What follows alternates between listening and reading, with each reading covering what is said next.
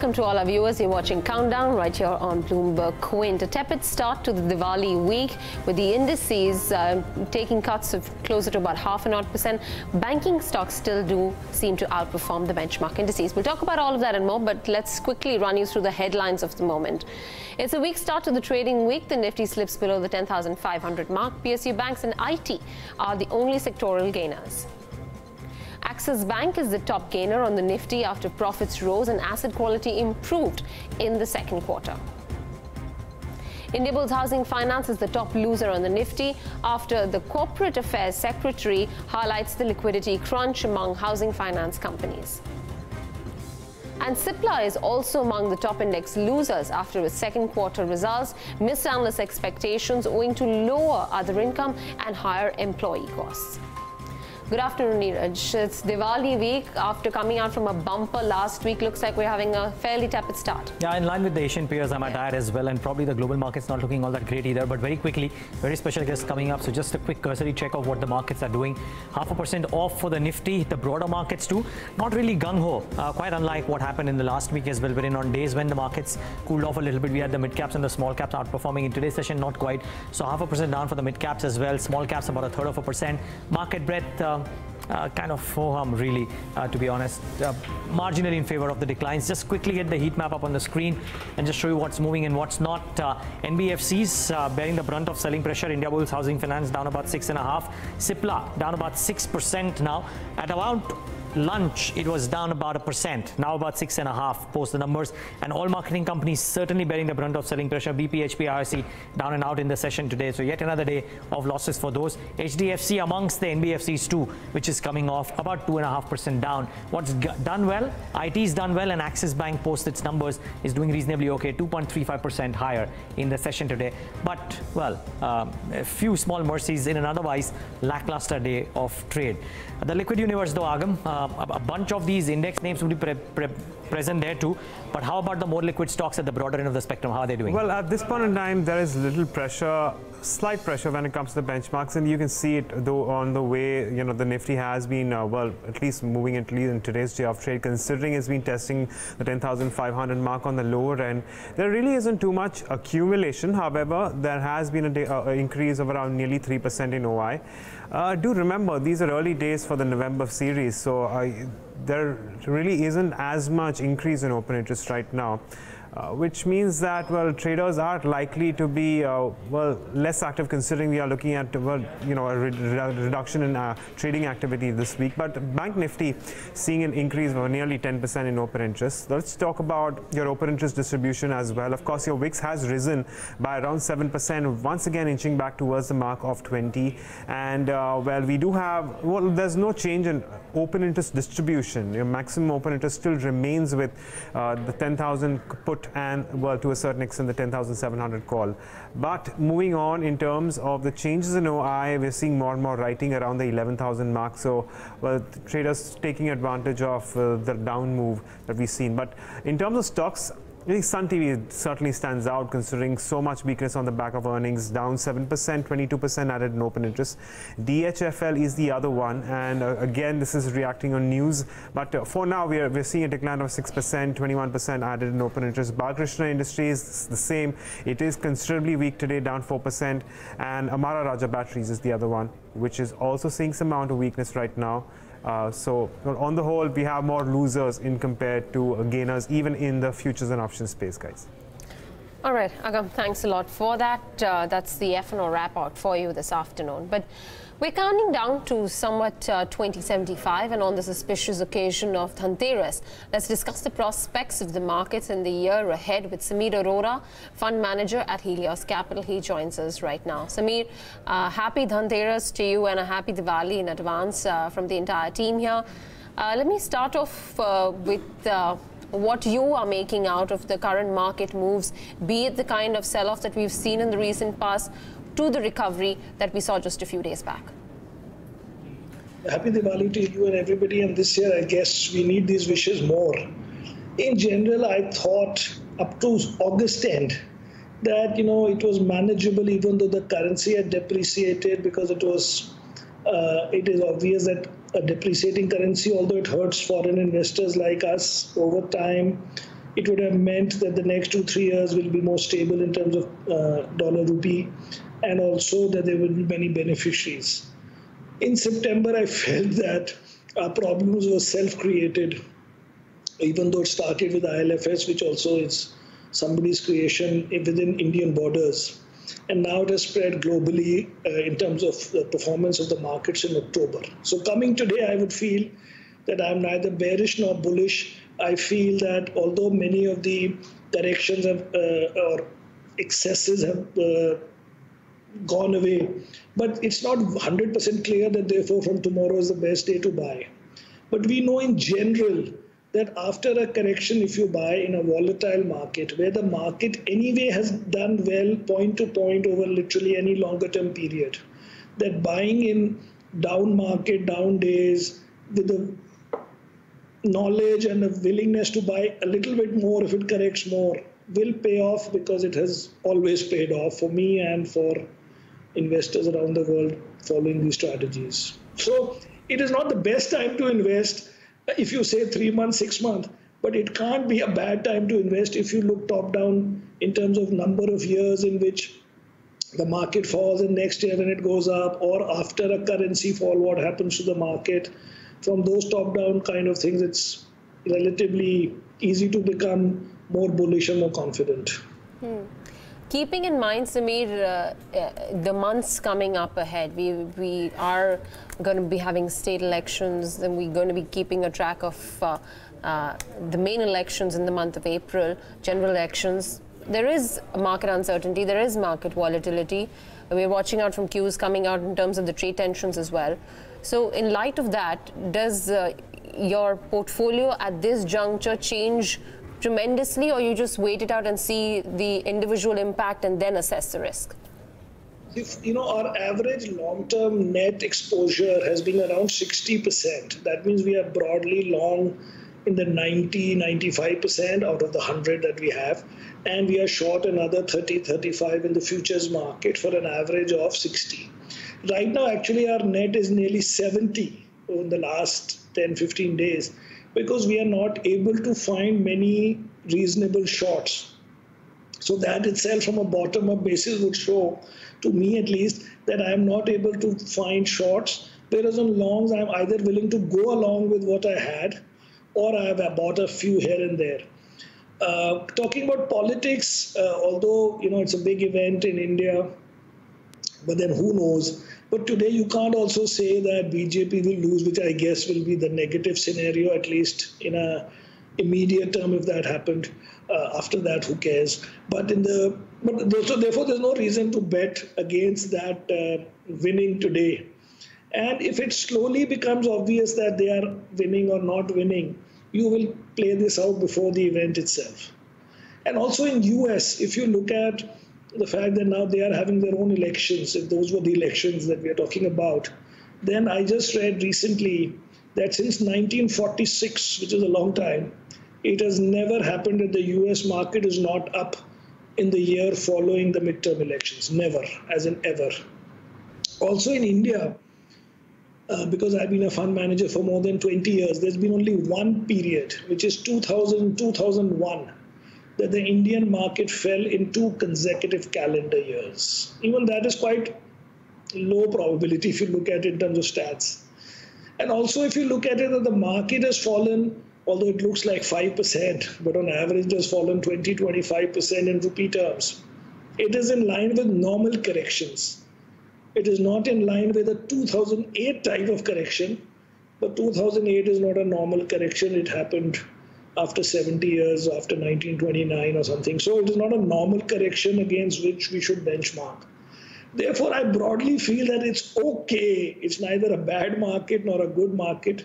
Today, if you look at it 5-6 months, it can go either way, but it's not going to kill you. And over time, it will make you money because it has always done that point to point anyway. Okay. Samir, good afternoon. Neeraj here. Thanks so much for joining in, and happy Dhanteras to you and your entire team. Would you believe that even if factors may not be set necessarily for the markets to rise, the prices are set at circa 10,500 odd? Are valuations marginally in your favor if you were to invest afresh right now? No, actually, factors are set. Bottom up, you can get confused. Factors are that after a correction in the currency 3 times in the last 15 years, in 8, 11, and 13, every time next year, very bullish. Second, no, as I said, no 2 consecutive bad years. Now, if you look at any one stock, you may say, oh no, I need 5% more, 10% here, but you will never really get it. In some stocks, you may say that the valuation has corrected, but the uncertainty has increased because these are related to NBFCs or financing by NBFCs. You'll never get it right. But it's okay. It's that the valuations haven't corrected as much if you look at PE of the market as such, because the earnings have not come through. But one assumption has to be, top-down assumption, that you cannot have corporate earnings to GDP and earnings go disappearing, because it's not so much that it's not happening because of disruption. It is not that every sector is being disrupted and therefore there is no earning. There is no earning even in sectors which are normal, consumer, rural type sectors. Even there, nobody is disrupting you. And so that catches up. And of course, in some stocks, I will be able to show you that this is at its low point in the last 2-3 years and stuff like that. It's a portfolio thing. For example, we own Nestle. Now, how can we justify owning Nestle other than the fact that it doesn't fall on a bad day? And there's so many stocks like that which you live with by looking at its own history in our own market. And the fact that people like these things, and if for once they suddenly decide that, no, this is very high valuation, then okay, then one of my stocks won't do well. But it's not everything is pure valuation, pure thing, because that you can't justify half the world. It's an ongoing thing where there are some stocks which you will buy because that is the growth area, but you have to pay for it. And some you will buy because there's value, but they are beaten up, but you don't know what is the trigger. And as a portfolio, generally, point to point, the reality of the last 100 years in the world, and for whatever 30 years in India, is whatever you do in 5-7 years, you make 15% annualized, which is a great return. Okay, Samir, now a few years ago, I know you've invested in certain real estate companies in the country as well in the past, in the markets as well in the past. This time around, the problem seems to be real estate linked, because the fear around NBFCs faltering would be NBFCs which are funding real estate through the lap book or otherwise. How do you see this piece of the puzzle shaping up? One, for the lenders, and two, for that space in particular. It's a large portion of GDP, even though may not be finding too much meat in the listed space. Actually, I don't know from which day you're remembering. Broadly in my mind, I've never really invested in Indian real estate companies, but I have these NBFCs which supposedly are funding this real estate. And see, right now, even today, when the government says that there are problems with HFCs, the good point is that therefore government will try and find a solution. And the solution is basically one today of liquidity. Not so much that today somebody has defaulted, but if you don't give them money, yes, they will default. And when they default, the whole country will come to a stop. And so it is as much, we can keep saying, oh, we shouldn't bail out people in bad times. But the reality is that some of these bad times has been created by the same system or the same regulator not being able to manage systematically important companies as defined by the same regulator. But my theory has always been that I own 2% in 30-40 companies, or 30 companies and 4-5% in some other companies. And I really don't care for any one. But if they bring down the system in their high-handed or trying to be holier than thou, then what can we say? Broadly, I think they're all survivable companies, and they should survive with dignity unless somebody really wants to act super holier than thou in the middle of a crisis. And they won't. And therefore, they will all do well with time. But having seen multiple such cycles, Samir, you would reckon that prudence will hold sway, and even if it means some direct intervention or otherwise, there will be salvaging the situation efforts being done. Not that they aren't. There are multiple shots of liquidity that have been injected already. I think they will have to do it, because it is not that they will lose money. That is the person bailing them out, the bank bailing out, or the government bailing out. I don't think it is that kind of a case that, close your nose and take a loss and 10 years later take it as a social cost. It's not that. I don't think it is that situation. It is that you need to give them something so that the rest of the market becomes confident on them, or that they can pass these 2-3. See, one is a pure bailout, which they do with an Air India. where they know while putting in the money that we are not going to get this money back, but we have to do it to save some pride or some image or some employee jobs or something. And even that kind of thing is done. Here, I don't think when somebody will bail them out, actually it's not bailing them out. They are just putting up some money today to say that, okay, I am the backstop for the moment, but I don't think the government or RBI or a PSU bank, which will be in theory funding these HFCs, will be thinking that I'm going to lose money on this. Because there is, first of all, these guys have enough assets and security on those assets. It may take time to, suppose it comes to a crisis. These guys are covered 2-3 times. That means prices have to fall 50, 60, 70% or 50% for them to lose. And if there is a backstop, anyway, it won't fall that much.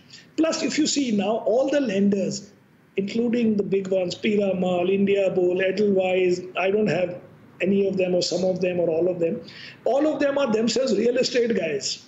They can take over the project themselves if it comes to that. So don't take it as this is, oh, shut your nose and give money and it'll go away and it'll be lost as far as the country is concerned or the public is concerned. It's not that kind of a situation. It's a confidence kind of a situation that is needed. Therefore, I think it will be done. And if it is not done, then what can we say if the government or somebody wants to shoot themselves in the foot in that big picture sense? Right. Samir, so the crucial question now is that if people are sitting on cash, which they've not yet deployed, considering the volatility of the market and the uncertainty that we are facing right now, is this the right time to deploy, and where does one deploy this money? Because clearly right now financials as a pocket is looking very uncertain, unstable. You can't take a call and say that probably this issue will get sorted out in the next 2 months or 3 months. So where is it that you can put your hands up safely and say, all right, my money is going to remain in this pocket? See, the thing is, if somebody wants to invest now, we assume that he wants to invest now because he thinks that some things have corrected and therefore it has fallen within his range, and therefore he was sitting on this cash 2 months ago and then didn't buy but feels okay to buy it now. Then you can only buy the things that have corrected. If you think that the things that have not corrected or technology which is up 60% you will buy today, then you could have bought it 4 months ago and when they were up only 30%. So by definition, if somebody is waiting for that timing and waiting for an opportunity, then he must buy the corrections. He must first buy, he doesn't have to buy NBFCs, but he must buy financials. Why would you not buy these private sector banks that have grown through 2008? You look at their earnings, you look at through every crisis, and you look at the relative opportunity set relative to state-owned banks, relative to NBFCs, relative to corporate governance, relative to capital adequacy, the growth of India. Why would you not buy? And if you don't buy a correction, then you might as well buy my Nestle. The point is that if you are that kind of a timing-oriented person, then you can only buy a correction. So you have to buy these, at least part of it, not that only this. Right. But my thinking is that point to point, India has had very, very good returns. Point to point means you buy one day, you never look at it, and 5-7 years later, India market has generally given good returns. Therefore, by definition, by arithmetic, if this market is very volatile and in the down period, if you average once or twice, knowing that point to point returns are very good, by definition, your returns have to be magnified and multi-times what a point-to-point. Point-to-point assumes no averaging in between.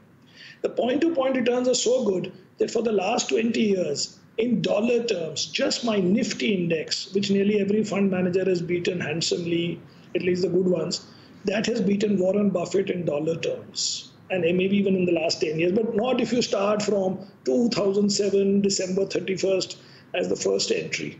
But in general, it has outperformed everything more or less for nearly any long-term period. So it is very good, but don't say that now I won't buy financials, because financials, not only they themselves are good, you will reward them even more 1 year later or 6 months later if these guys survive, which many of them we think will, because then they'll have one more feather in their cap, that they have been tested in this volatile, critical period and they came through. So the returns will be even higher in theory for the ones who do well and who can go through this period without blowing themselves up. Samir, just one last question before we let you go. And I don't know whether I'll get an answer out of you, but I will give it a shot. Do you have any particular Diwali idea that you would like to share with the viewers? I have many ideas because I'm buying them. Problem is that you guys don't go and fight with the regulator that why have they made this rule in India that you can't talk about stocks, whereas in US we see people coming and discussing even their short ideas. But in general, there are many companies which are guaranteed survivors, not just in financials, but in many this thing. And if they have fallen a lot, you don't even have to know about valuations. Many fund managers come on TV and say if the valuations are in line with what you want, who knows? Who knows that Nestle 50p is okay, but some other stock 20 is not okay. So you look at it basically relative to its own history and relative to what it did in bad periods and good periods. And I still think that private sector financials can be bought easily without over-analysis, particularly these 3-4 good ones. What is it? You think that somebody can't sell a block, you think somebody can't place his stock, all these things, you can wait 1 month, doesn't matter. But these are companies which have done India proud and they have delivered in nearly every period. And nothing has changed for many of these companies. All right, Samir, we'll leave it at that. Thank you so very much for joining us. Appreciate you taking out the time and speaking with us on the show. So private sector financials is what Samir Arora is liking at this current juncture. But focus on the markets and for the Nifty and the Sensex. So we've recovered, I think, a bit, or probably still perched around the 10,500 mark, just a smidge below. 60 points given up. Key gainers and losers on the index, just want to highlight them once to see if there are any meaningful. Cipla is down 7.5%. You've seen that post the numbers and it still holds on and grinds lower. Indiabulls Housing Finance and IOC2 is looking weak. Yep, and well, let's talk about earnings. You just saw the GAIL earnings flashing a while ago. The numbers look better than estimates and the stock marginally reacting in trade right now. But that notwithstanding, a stock that's actually had a slightly difficult quarter is Som Distilleries. Sales down 0.8%, margins at about 12.8% versus 17.5%, and net profit coming off by 38%. Let's get in Chairman and Managing Director J.K. Arora, who joins in to talk about the quarter. The stock, remember, as we speak, is down about 15.5%. Mr. Arora, thanks so much for joining in. It's been a very poor operating performance. What is the challenge that is affecting the top line growth? Because I remember in Q4 of the previous year, we were looking at numbers which could be about 50 or 60% kind of top line growth in FY19. You don't seem to be close to that at all. No. The consolidated operations are better than the previous year. Only thing is that kind of extraordinary results are not there precisely for the one reason that two reasons I would say. One is that this Karnataka operations have just begun, so it is taking time to just get streamlined. Beer is already streamlined, and IMFL from this month. The IMFL has gone completely 6 months. There is not a single paisa contribution because of the production has just begun.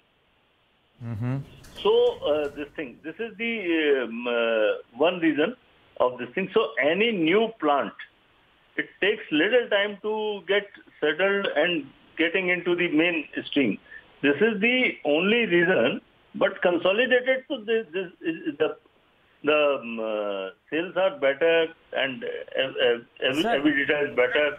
Well, I'm just looking at the consolidated YOY performance, Mr. Arora. Net sales at 70 crores are just flat, in fact down about 0.8%, and EBITDA 2 is at 9 crores versus 12.4 crores, which means EBITDA 2 has come off 27%. It's certainly not better than what you did in the last time. So what is the issue? Is it Karnataka startup issues or is it something else? Yeah, it is a new thing which has started, and naturally you cannot expect the Karnataka to perform at the same level what we are performing at the Bhopal level after 25 years. So we have to give at least 25 months to come up to that level for the Karnataka unit to be at the same level of the parent unit. So it is a just matter. It is a getting of stabilizing the operation. because it's a new operation, new state. And but the kind of acceptance and the sales for the beer so far is quite satisfying and heartening. There is nothing wrong in it, I would say. So let's talk some numbers, sir. Again, I refer back to an interaction that I had with you about 2 quarters ago, wherein the expectations were that FY18 you will clock in a certain set of top line and bottom line numbers, and then you could actually, because of Karnataka and other factors, grow your top line by about 50 to 70%. That were the words that, at least that was the guidance back then.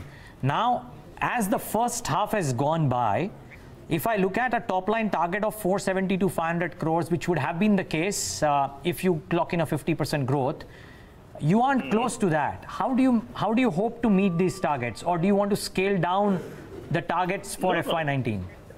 No. The point is very simple. In the beverage industry, if you look at on all India basis, no plant actually gives the 100% utilization. If you see all the plants, even for UB or maybe Carlsberg or any plant, there is a utilization of the capacity is in between 70 to 80%, which is considered very good capacity. In our last quarter, in our March quarter, we have had the capacity utilization up to the extent of more than 95%, which is the rarest in the beverage industry. So we utilize the all complete production capacity. There was no stocks available in the peak season, April, May, June, more than what we have sold earlier. The similar stocks were available to us, and since the March quarter was very good, so there was no leftover stock available in the season.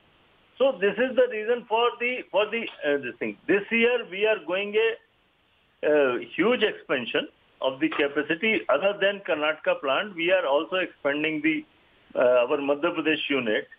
And once the stocks are available in the season, we hope to achieve the same growth. There is nothing wrong in it. Actually, the product acceptance and the market expansions are very big, but this will take little time to show up the numbers. So, with lack of a better word, so what would be the gestation period for the Karnataka plant? Maybe by the end of this financial year, we will be fully operational, and you can see the actual number from the April to June quarter. That is the quarter which will show the actual numbers of the sales in Karnataka. So, how much percent in terms of growth would you attribute that to? I am expecting not less than anywhere around minimum 25% in a consolidated operation in the both, whereas our contemporary operators are not having more than 10%. We will achieve more than 25%. That's on a consolidated basis, or you're just talking about Karnataka? Consolidated. Yeah. Okay. So far ex-Karnataka, so how's the business been? The business is very good. Only thing is, like, IIFL is one of the major contributor in this thing, but IIFL could not start for the various operational hurdles, which has just started this week. So, and this will also stabilize by the end of this month. So, from December onwards, this thing, there is a lot of formalities of registration of the labels, formalities, permissions. It's a quite regulated industry. This is the probably, it will not be much if I say this is the most highly regulated industry. Of course. Okay, so, Mr. Arora. So, Mr. Arora, a couple of numbers and a couple of questions. Clarity on a couple of things. One is your gross sales rose about 12.5%, if I'm not wrong, to 101 crores, but excise rose 62%. Can you explain this?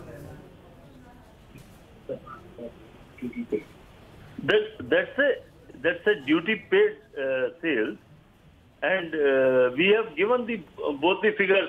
Duty paid sales separate and net sales is separate.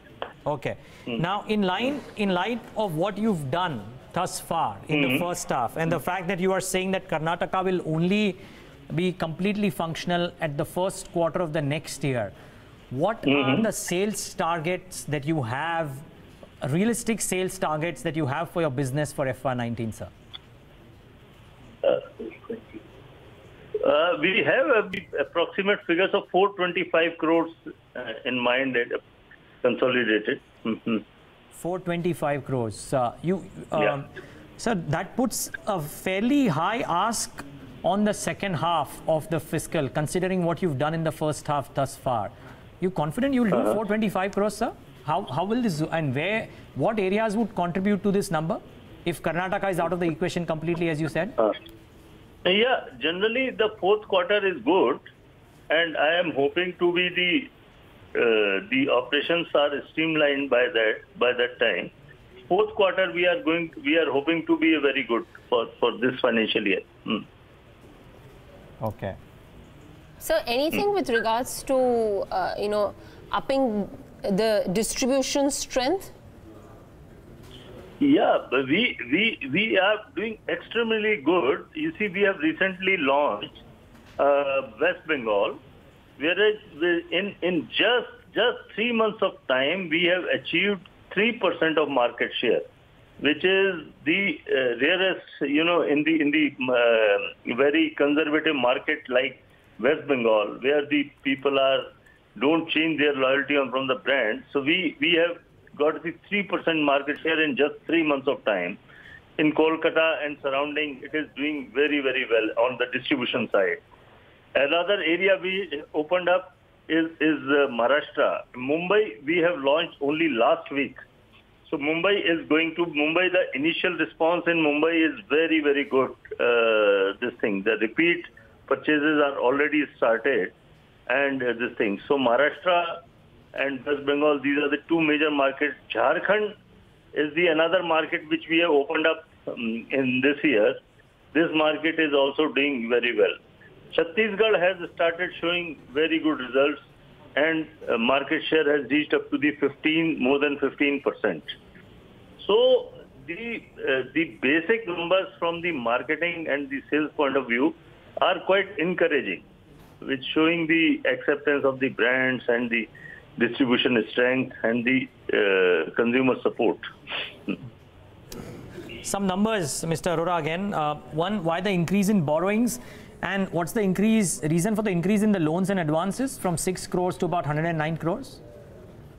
You see, we have acquired Odisha unit, and the unit is completely refurbished and starting this month. This is the one big area, and another is expansion. There is about 175 crore expansion in the Madhya Pradesh unit, which is the capacity is being doubled in the existing capacity of Madhya Pradesh.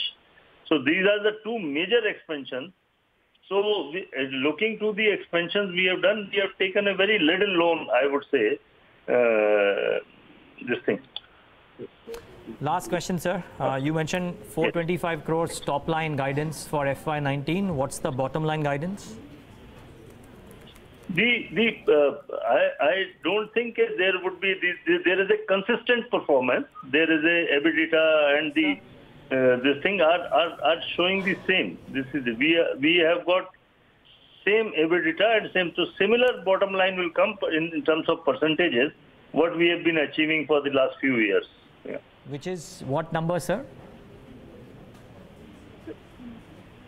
It's you see, if you count it in the last 4 years, 5 years, what the percentages of the profit in the net profit or in the gross profit, it is going to maintain the same bottom line. Okay. We wish you all the best for that, Mr. Arora. Thanks so much for taking the time out and being with us today, and all the best for the quarters ahead. Thanks a lot. Thank you. That's Som Distilleries. Well, the market doesn't seem to be buying those numbers, the bottom line guidance numbers, because with the top line numbers that they've clocked in thus far, it might be very difficult to meet the numbers that he had spoken about at the start of the year. And that were to be the case, difficult to believe how will they match the bottom line numbers, or 15.5% lower for Som Distilleries in the session today. Rightly so, the numbers really poor. All right, volumes are also relatively higher on the stock on these declines. But let's bring in a few market voices now, talk a little bit more about what's been happening currently.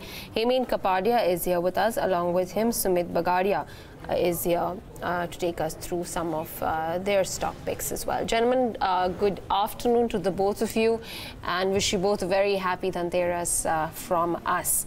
I'll start off with you, Hemen. Your quick call on the index and where we are at right now, considering how we closed Friday's session, and you were with us on Friday discussing the same. A very good afternoon to you, Devina, and a very good afternoon to you, Neeraj, and the entire team at Bloomberg Quint. Wishing you all a very, very happy Diwali, happy Dhanteras, and all the viewers of Bloomberg Quint. The bounce is there, Devina, we spoke about it, we are underway. We were looking at 10,550, that's come, we've gone for a small cool off. I would have a sell call on the 10,200 put option, Devina, at around 92, stop loss 107, target 62. The bounce is not yet over, so I would sell the 10,200 put option. Okay, you got that. Sumeet, what about you? Very good afternoon to all of you, and wish you all a very happy Dhanteras. Well, as far as view on index is concerned, we feel that from here on, we will see a very good upside move in next couple of days. As far as view on Nifty is concerned, one can initiate long positions in Nifty at the current market price. If there is a dip of around 30 to 40 points from present levels, then that should be used as a buying opportunity, with the stop loss to be placed at 10,400 levels on lower side for the upside target of 10,600. That would be the immediate target. If 10,600 is taken away, we will see move till 10,700 levels in next couple of days. Bank Nifty is also looking good to me. One can initiate long positions in Bank Nifty at the current market price, with a stop loss to be placed at 25,400 levels on lower side for the upside target of 25,900, and then 26,000 levels in next couple of days. Let's get in some stock ideas as well. Hemen, I'll start off with your stock ideas this afternoon. You've got a call on Ashok Leyland and Reliance Industries. In fact, a lot of calls coming in on Ashok Leyland. What's your rationale, Hemen? Frankly speaking, it's playing catch up, Devina. I think the entire auto pack has bounced back. So Ashok Leyland is frankly speaking doing the same. A small rounding bottom. We are overcoming the 55-day exponential moving average today. Higher tops, higher bottoms, plus crossover buy from the mechanical indicators. So buy at 120, stop loss 117.50, target of 125. And the other stock is Reliance Industries. Once again, we are playing catch up. Everything has moved. Reliance is the only one, frankly speaking, left, and we are doing well. So buy on Reliance at 1085, target 1075, stop loss 1075, target 1105. I think we could be heading towards 1120. There's a gap on the daily chart, Devina. I think the market could make the Reliance could make an attempt to cover up this gap. So yes, and indicators turn positive, crossover buys, oversold situation, bounce back. Okay, Sumeet, what about your stock ideas? Well, I have two stocks for the day. Both the stocks are on buy side. The first one is on Pidilite. Pidilite is looking good to me. It has given a good move today. Markets are inbound, but Pidilite has given a upside move. Now it's approaching towards 200 DMA levels, and if that is taken away, we would see a move till 1050, 1060 levels. One can initiate long positions at the current market price. Those who have taken long positions, they can hold on the existing long positions, with the stop loss to be placed at 990 levels on lower side for the upside target of 1050 and 1060 levels in next couple of days. The second stock for the day is from cement space, and that is ACC. ACC has given a good move. Looking at the chart, it seems that it can move till 1520. That is the first target, and if 1520 is taken away, we can see extended move till 1550 levels. For a trading perspective, one can initiate long positions at the current market price, with a strict stop loss to be placed at 1420 on lower side for the upside target of 1520 and 1550 levels. Okay, Hemen, stay on. So much more to talk about. Sanjiv, Bhasin of IIFL with us, and we'll talk about the Diwali ideas from IIFL stable as well in just moments from now. But before that, Sanjiv, good afternoon, and thanks so much for joining in. Happy Dhanteras to you and your team. Can't not help but talk about companies that are getting impacted because of weaker earnings today. Start off with Cipla. The numbers came out half an hour ago. If you had a chance to look at the numbers, what did you make of it? More importantly, what did you make of the guidance? It certainly seems like the EPS estimates will be cut lower.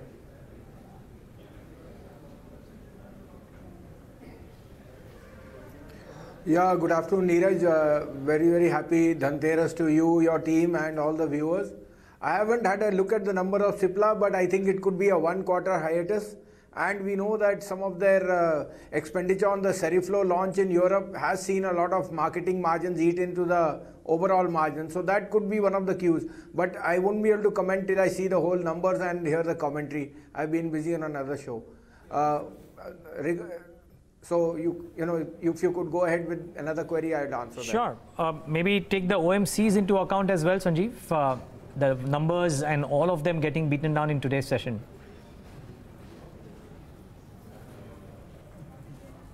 Well, that was to be expected. The weak rupee has definitely impacted them, and we know that GRMs in this quarter, even Reliance has shown some weakness there. But look at the positives. If we recall a couple of weeks back or last week, we were there when Bajaj Finance numbers came, when Maruti was being touted to be beaten down. Look at the pullback. So the markets are overly pessimistic and nervous. I think macros are turning towards yourself. Oil is at 72. It was a far cry at 86. If last month I told you 86, oil will be 75, you would have said the index will be 11,000. So it's telling you sentiment is weighing more than rationality, and we think given the order flow, given the earnings from ICICI, Bajaj Finance, L&T, I think the manufacturing side and the GDP should be seeing much better days going ahead. So we are relatively extremely positive on the market. We don't see a runaway rally, but we think 10,750 to 11,000 in the month of November could be on the cards. All right. Before we go any further, we've been taking Diwali ideas from various brokerages, and Sanjiv is also here to highlight for us IIFL's Diwali picks and what IIFL brings in terms of Diwali recommendations. So I'm going to start off first, Sanjiv, and ask you about Aarti Industries and why is this one of IIFL's top picks?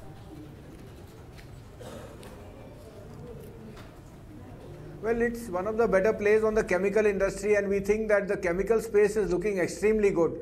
So whether it's Aarti in the mid caps or it's SRF and Atul in the large caps, we think that space is going to do extremely well, and that could be one of the picks for that reason. Okay, could you run us through some more details as to why one would probably look at buying into the stock in terms of the target prices, potential upside, and what exactly do you like about the company?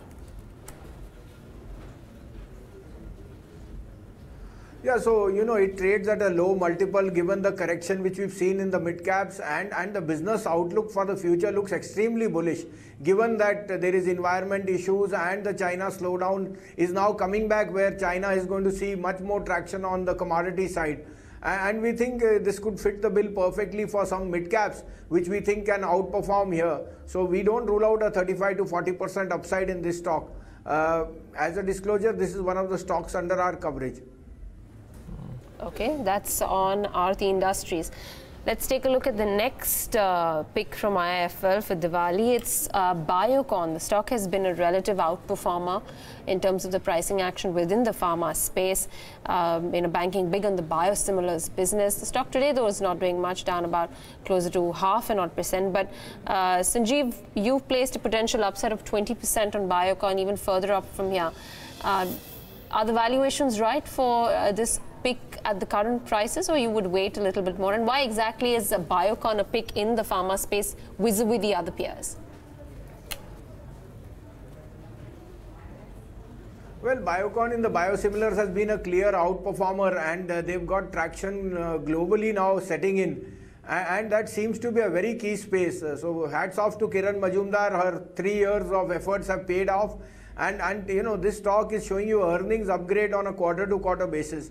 So we definitely think pharma is in a very, very sweet spot, notwithstanding for a couple of cases where you could see odd quarterly results disappoint in the space. But we think the mid-cap or the large-cap pharma stocks leading from Biocon are going to definitely outperform. For us, 2019 will see pharma be a relative outperformer. Also on the rupee, we think that's a good proxy to play any weakness in the rupee rather than IT. Well, they expect the PAT CAGR of 114%, Devina, over the next 3 years. That's an interesting number. Sanjiv, you want to weigh in on that?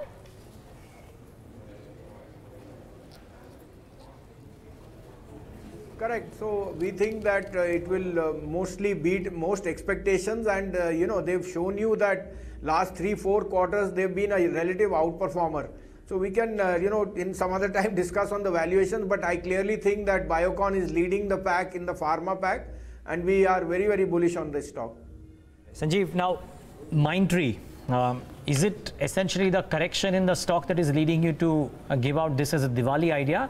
Or do you believe that the business levers are in place for some further growth? Why a Mindtree?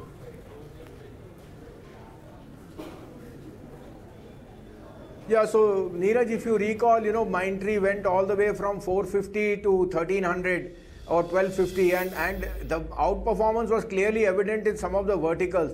And like we said, we think mid-cap IT was very, very attractively priced given the steep discount on multiples and given the order inflow on the BFSI space. Now the correction has been sharp because of this one quarter and the paranoia regarding mid-cap, so everything has got hurt. But we think that this is the opportunity. The price is in your favor, and going forward the management sounds very confident of more penetration, more big order flows. So we think Mindtree could also deliver very good numbers and results going into 2019 from here to next Diwali. Well, interestingly, that's not the only IT name. Sanjiv Bhasin is bullish on Emphasis as well, or the IIFL is bullish on Emphasis as well. Remember, we had the management and they spoke about the front to back strategy and how the stock could gain traction. Sanjiv, what are the reasons why Emphasis fits in your scheme of things? Well, if you recall, even the management has indicated a buyout over the buyback, and the comfort from the numbers are exceptionally strong. I think this could be one of the big outperformers along with Mindtree, but purely on the basis of quarterly results, I think Emphasis needs to be re-rated on the upside. All right. That's an Emphasis. They've put a target price of 13.28 on the stock. That's a potential upside of closer to 30% on Emphasis. Motherson Sumi is the next one within the auto ancillary space. Target price of 293, again a potential upside of 20%. Sanjiv, within the auto ancillary space, obviously this one has been a regular favorite, comes up quite often in the buy list. What's your rationale for Motherson Sumi this Diwali? Yeah, so if you are aware on the OEMs, this has been one of the underperformers in the recent times, given that the European slowdown is definitely biting in.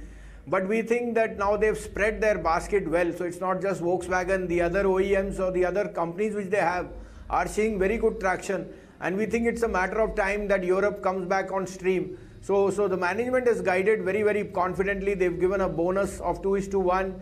And we think this fits the bill perfectly on the OEM side, given that locally also the businesses are seeing a lot of traction. So I think autos, this would be the low point, given that this is the best consumer play, one of the best consumer sectors in the economy. So if you recall, last week we were there on Maruti numbers at 66, 67.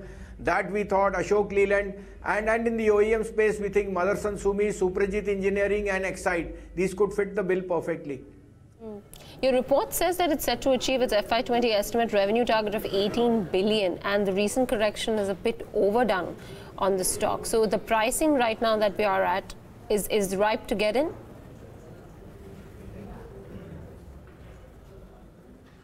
Correct. So the stock has seen a serious correction, from the days of 320, it came down to, 220, and now ex bonus it clears at 160, 165. So I think it deserves to be seeing upside, and you'll see that in the results once they are out. This has been an over-owned stock, and when most FIs press the accelerator on the exit door, then that it got beaten down more rather in over ownership rather than anything on the fundamentals. That's the reason we think the valuations are very, very attractive from here for an upside. Okay, so those are some Diwali ideas from Sanjiv Bhasin and IIFL stable. Let's take a look at some more stocks beyond Diwali which are moving about right now and talk about those. Sanjiv, stay on. We'll take into some fundamental views as well, but a couple of technical parameters out here. Jet Airways, Hemen, come to you on this one. 7% higher, good spurt in trade today. Volumes are decent too. How would you approach trade here? Neeraj, frankly speaking, deeply oversold. We've virtually fallen off a cliff. Indigo moved first. Jet is doing its duty by playing catch up, and we've seen what 10% OI addition today in Jet, Neeraj, and what we're off from 850 to almost 150. So we moved up. We moved up from 160 to 246. In an ideal world, which doesn't exist, I'd say it's worth a trade. I just wish we would have got it 10 points lower. But either way, I think it's a trade, and we are heading either to 260 by tomorrow, and if the market sustains, we should be heading towards 280. So I believe a short, medium bottom has been made, and we are in the we're in the throes of a bounce back. 8% higher now. 7.5 million shares traded for Jet Airways in the session today. The other set of stocks are the banks. So UCO Bank is up 13, Union Bank is up about 4. Smaller OBC, PSUs, yeah, the smaller PSU banks, all of them seem to be doing rather well for themselves. Karnataka Bank is up for the 9th straight day in the session today. So a clutch of these names have done very well. Sumeet Bagadia, from amongst these names, smaller PSUs, would you trade any of the names? Well, KTK Bank is looking good to me. We feel that KTK Bank can give good move from present levels. It has the potential to move up till 110 or 120 levels in the next couple of days. Those who've taken long positions, they can hold on the existing long positions. And if anyone wants to initiate a fresh position, then that should be on buy side. One can initiate long positions at the current market price for the upside target of 8 to 10% in the next couple of days. On downside, it is supported around 101, 102 levels. Till the time these levels are not taken away, it's better to be on buy side. Okay. Should pull up the Nifty PSU bank index to see the moves off late, and particularly last week itself we saw most of these names really outperform. In fact, a Union Bank 3 straight days of gains, a Bank of India, a Dhanlakshmi Bank, post numbers or not for that matter, just as the overall flavor around these stocks, the sentiment improving, leading to stocks like a Dhanlakshmi Bank going up 53% in 7 days time. So a lot of interest coming back into the PSU banking lot, and the index itself is up about 1.5%. Yeah, as we speak, Devina, I just want to mention the numbers of Natco Pharma because it's an exceptional set of numbers that have come out. So just want to mark those. Revenues 543 versus 426 crores, but the bottom line numbers very strong, very buoyant. Okay, not a lot really, but I think the numbers, the profit numbers for a Natco Pharma have doubled from what they were in the corresponding quarter last year. So revenue numbers are okay, but the bottom line numbers have gone up. Still waiting for the details as to whether it's all operational. 182 crores, Pat. Right, yeah, 181.6 for Natco Pharma versus 84. Yeah, 84 odd crores. So that's more than double Natco Pharma's numbers. So really strong show put up by the counter in the quarter gone by. But I'm just trying to fish out details from the website. Sanjiv, Bhasin, do you track Natco Pharma as a company? The numbers look rock solid.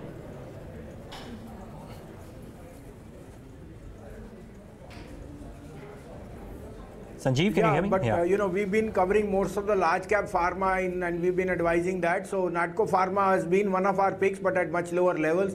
However, I'm not privy to the numbers, and if there are beat that's telling you that the pessimism in pharma is definitely overdone.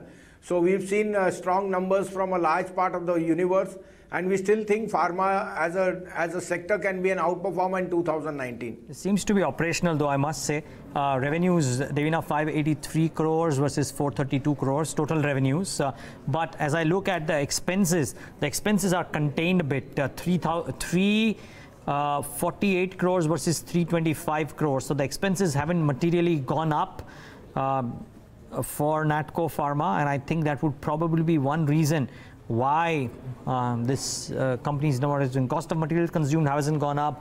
The inventory numbers are looking better, and all of that has led to a PBT performance of 235 crores as well. So good going there. Finance costs still stable. So it seems to be operational in nature. The stock has cooled off a little bit, but the numbers seem buoyant, and therefore the stock too is doing rather well for itself. All right, that's Natco Pharma for you, 788 on the last count. I think we have more numbers coming out. Atal Auto's profits have gone down by 12%, and in a short while from now, probably IGL numbers will also be flashing on your screens. So numbers are coming in thick and fast. But one number that we're all going to be keenly watching out for. There's going to be numbers coming out from State Bank of India. Profits are seen lower by 51% this time around at 775 crores. Net interest income seen 14.9% higher at 21,355 crores. Remember last quarter,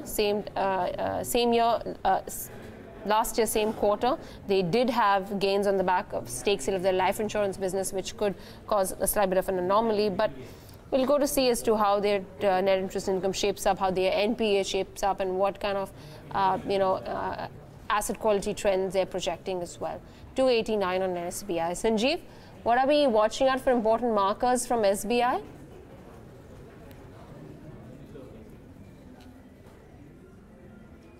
Correct. So we think the asset quality improvement, maybe some write back because of the Bhasin Steel and now the SR Steel talk.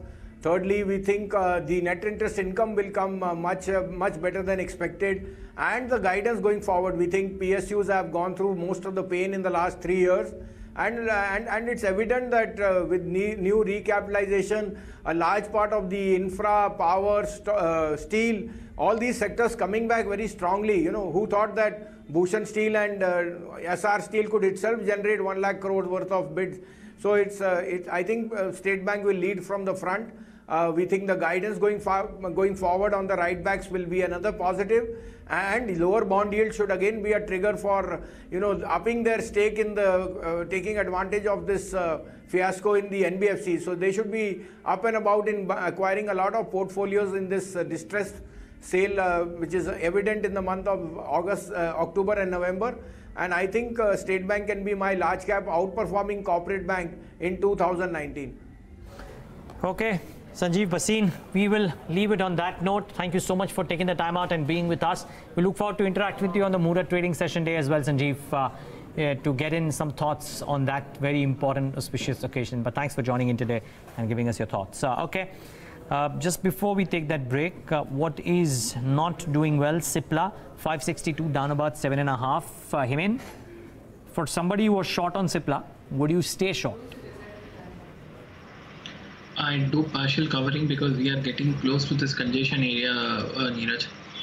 Though if I look at the bigger range, it's at 480, but that's too far away. But from positional short, from 635 to an intraday low of 557 on NSE today, I'd say I'd at least do partial short covering. I think a bounce would come in any time. And Sumeet, if you were short on Indiabulls Housing Finance, what would you be doing now? Well, the short positions on this stock, one should hold on the existing short positions because this stock, after a move of around 5 to 7 days, today is the first day where this stock is showing signs of some profit booking. I think from here on there is a possibility that we might see some more downside till 780, 790 levels, and it's better to avoid long positions at the current market price. And on the higher side, it is resistance at around 850, 860 levels. Till the time these levels are not taken away, it's better to be on sell side for the targets of 770, 780 levels.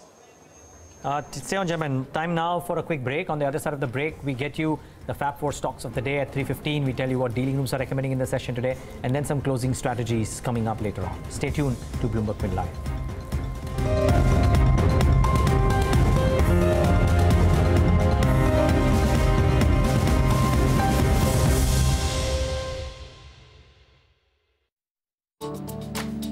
Good news, guys. Got a promotion and a damn good raise. Congrats, beta. Congrats, मेरी तरफ से भी. From mama too. वाह, raise. अब तो insurance policy ले ले. Insurance? कौन सी कंपनी से लूं? सोचना क्या? चूज वही जिस पर हो पूरा भरोसा. Veeru, go for convenience. My company is online, quick and simple. बेटा, but पॉलिसी समझाएगा कौन? वेबसाइट पे सब है पापा. I can even call and ask. Claim settlement का रेशो क्या है? मेरी कंपनी का 98% से ज्यादा है. That's good, but आज की generation wants everything online. Easy premium payment options, loan facilities, और wide range of products. अरे पापा दीदी, I will decide. Just send your links now. तुम दोनों भी ना. Same choice. LIC. LIC trending with times. 62 सालों से हर generation की पसंद. It's not about the award. It never is. It's about what went before and what came after. It's about getting recognized for the trust and confidence the customer has shown on us. We actually strive for it. It's about the brightest ideas and cleverest implementations. It's about innovation. It's about impact for manufacturers and help for shoppers. Tangible, meaningful impact for manufacturers who innovate and genuine help for shoppers looking for the best new things on the shelves. It's not about the award. It is about standing out.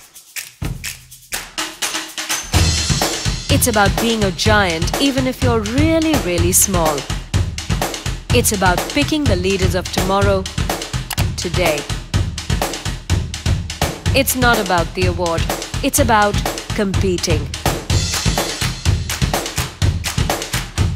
It's about an unbiased, countrywide, face-to-face consumer survey that is unique and provides relevance and differentiation. Essentially, we're adding something to the marketing arsenal of product teams. It's about doing one's best and raising the bar each time. So it's about the end customer. You know, if you have that clarity, what is this need that you're trying to solve for the end customer? About exceeding expectations. About going all in. Coming. Product of the Year. It's about feeling good that we are associated with Product of the Year. This is our 10th year. 30 years of finding brands that capture a billion.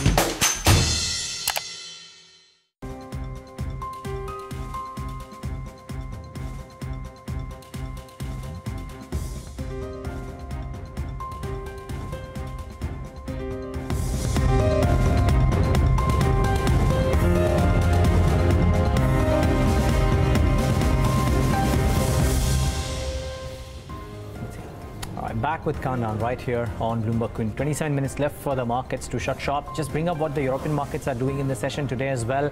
Bring up the turnover for today's session too before we get to the Fab 4 stocks of the day. This is what the world markets are doing. Flat. Precious little release, so no big cues coming in from the European markets. Doubt that the US markets will be either very gung-ho or otherwise ahead of the midterms coming up.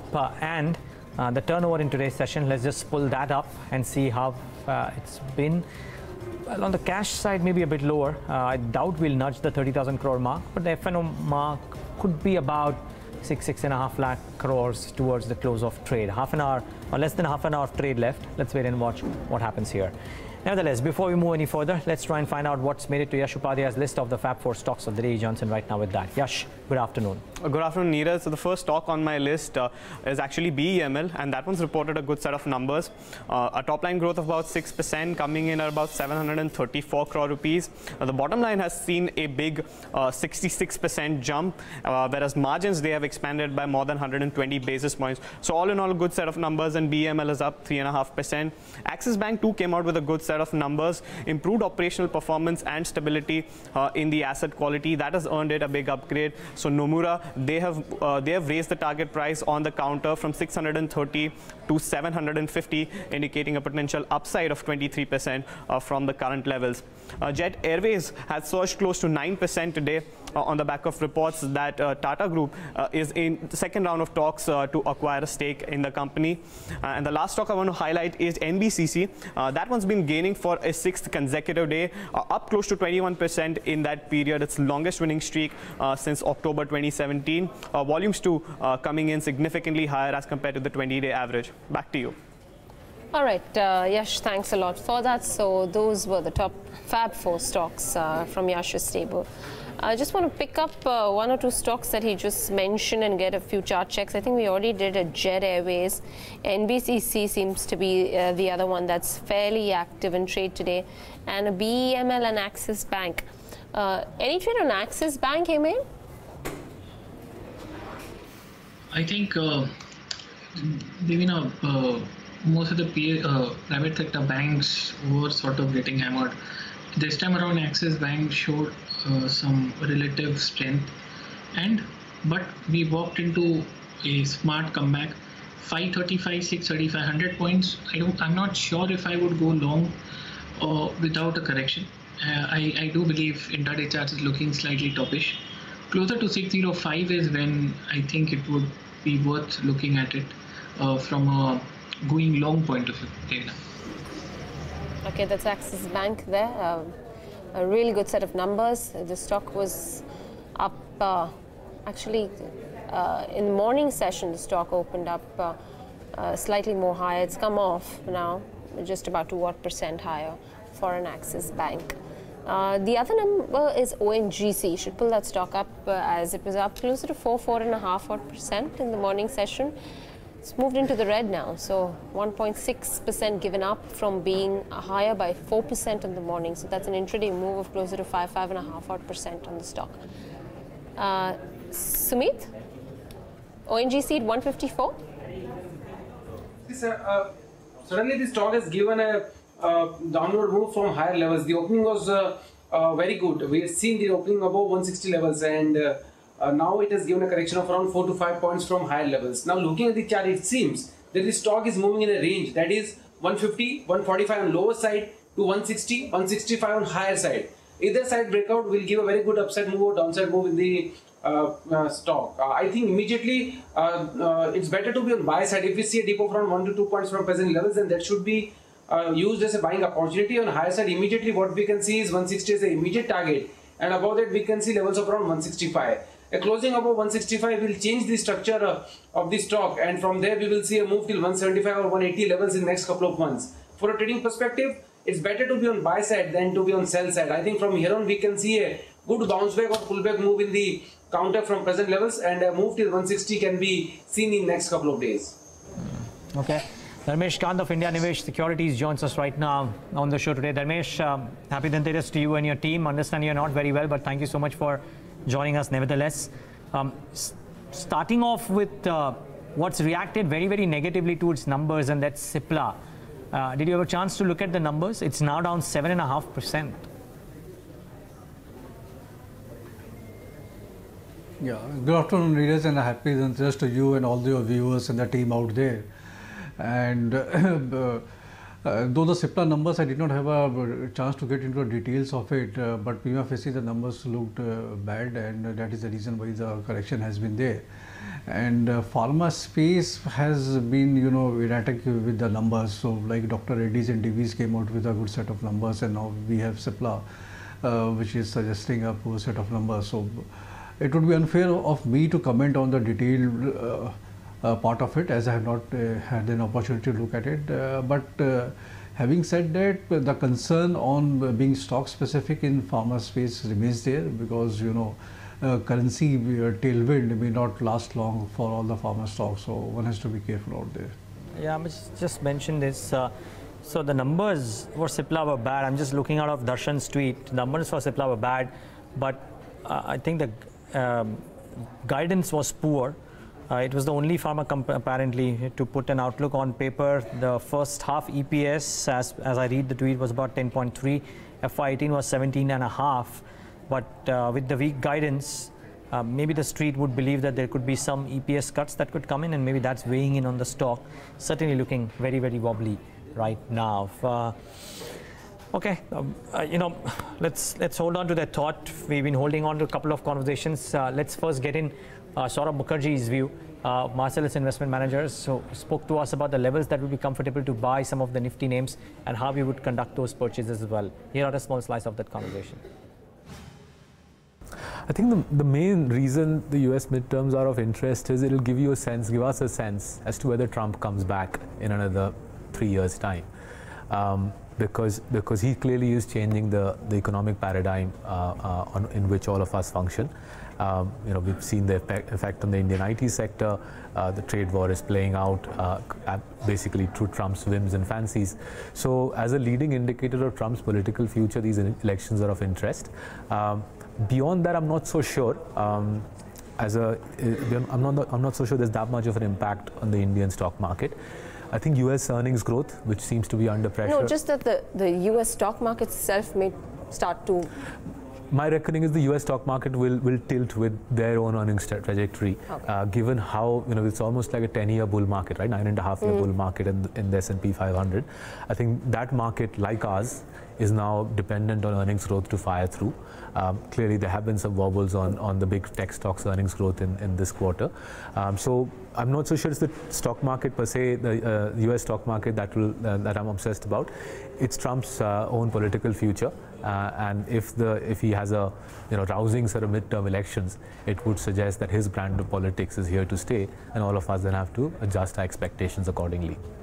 Okay, just one final question from mine, and again, elections related, and which is purely a market call, sort of. I'm not asking you to take a call on what the political mandate would be, but if the BJP were to lose 2 out of the 3 main state elections, do you think the markets would view that negatively in the near term? Just a market reaction. I'm not saying whether it is positive or negative for the markets or the economy, but how do you think the markets will view that? Yeah.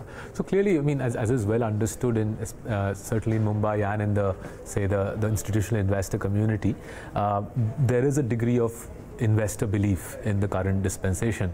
And if the current dispensation's political future were to look wobbly, there would be downside in the market. That being said, if you ask me from a personal perspective, from a fundamental perspective, I'm not so sure there is that much of a dependence between who's in charge in Delhi, what our economic growth is, what our stock market earnings are. So if the Nifty approaches 9,500 on, say, whether it's on the back of economic catalysts, the NBFC challenges, or the political scenario, if the Nifty approaches 9,500, I've got clear plans set aside for buying pretty aggressively. Already some of the small cap stocks were looking very tasty. A couple of weeks ago, I bought a bit when the market had conked off. I've restrained myself again because people are getting a little excited again. But if Nifty hits 9,500, I think it'll start looking very interesting. At that juncture, you really don't worry too much about the politics of the oil price and so on. Yes, there is stock market dependence on the elections, but one needs to look through that and think fundamentally. Okay, so buy when others are so buy when the Nifty hits 9,500. I know we are at 10,500 odd today, but if for whatever reason we punch through 9,500, I think one should start thinking of loading up on Indian stocks. Just to follow up on that, you said you'll be looking at a level of 9,500 on the Nifty to start loading up on stocks.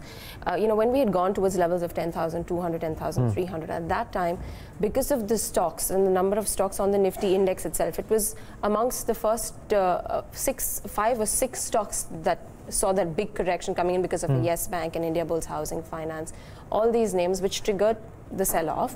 And the true value of the Nifty was considered 9,800 at that time, even though it was trading at 10,200 because of these stocks heavily being cut. So in light of that, do you wait for the overall broader market correction also? Because that's something... So I see what you're getting at. So the way I do it is I identify, say, between 15 to 20 really high-class companies, super fundamentals, well-run companies.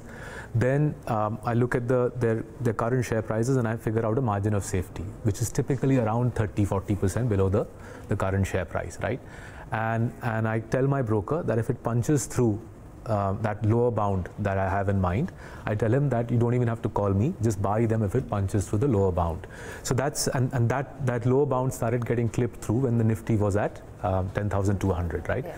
Once again, share prices have risen a bit, but those numbers to my mind, my buying prices, I don't drive them so much of what's happening in the market. My buying prices are distinct from what's happening in the market, and hence 9,500. At 9,500, I know on a whole bunch of stocks, I will get the prices I want. So my brokers already have the instructions that if those prices come, please load up, don't even bother calling me, because you also want to take emotion out of this whole process. On the day the Nifty hits 9,500, maybe I'll be so terrified I won't be able to put the buy order on. So I get the emotion out of the way by telling him, buy on that day without bothering to call me. All right, that's Saurabh Mukherjee and how he would like to trade and load up on stocks if the Nifty touches 9,500. But time now to take a look at what dealing rooms are recommending. Yatin Mota and Darshan Mehta, both of them here with their channel checks. Good afternoon, gentlemen. Let's start off with you, Darshan. Yeah, okay. Cipla is down almost 7% in trade. Numbers were bad anyway, but I think what's I spoke to some dealers, and what's pretty much spooking is the weak outlook that they had said. So they gave their investor presentation in which they named 4 outlooks. So what has happened is that there is so what they've said is that there are concerns about the second half. They did an EPS of 10 rupees in the first half, so there is a high chance that they probably won't be able to even match what they did last year. So concerns over weak outlook combined with weak set of numbers impacting Cipla. The next stock that dealers are talking about is Reliance Industries.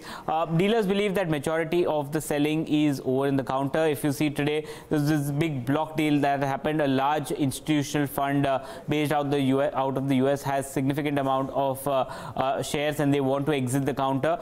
So the blocks are clearly happening, and probably majority of the blocks are done. So probably dealers believe that there could be more potential upside. And the last counter is Maruti Suzuki, has rallied all the way from 6,500 right up to 7,200. Dealers believe that the momentum probably will continue in the counter. But Yatin, what are you having? Well, so Darshan, we have HDFC, that is one company wherein dealers do indicate that at lower level domestic funds are said to be buyers in trade. Of course, both HDFC and HDFC Bank are, under pressure, but dealers do believe that at lower levels domestic funds are accumulating shares. GAIL, based on F&O trends, and of course they have reported a strong set of earnings, dealers are recommending a BTST trade. And finally, Diwan Housing, this is one stock wherein dealers are indicating that, HNIs have initiated some short positions. Well, let's wait and watch what happens there. Thanks a lot for that, Darshan, as well as Yatin.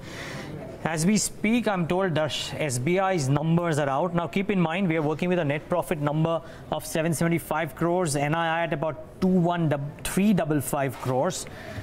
And then, of course, watch out for the asset quality numbers. But these are the numbers flashing on your screen, 945 crores. So the reported PAT number is better. This doesn't mean that the numbers overall will be better, but certainly seems to the street seems to have picked up these numbers and been happy with it. We're waiting for the other details to come in as well. What's the kind of NPA numbers that will come in? So that's something that we need to monitor. The expectations are also that NI growth will look slightly wobbly compared to what was expected earlier. So just about a 15% growth. We'll wait for that as well. And the number to watch out for would be slippages. They're expected to be lower than what was expected in what was the number in Q1. Let's wait and watch if that happens as well or no.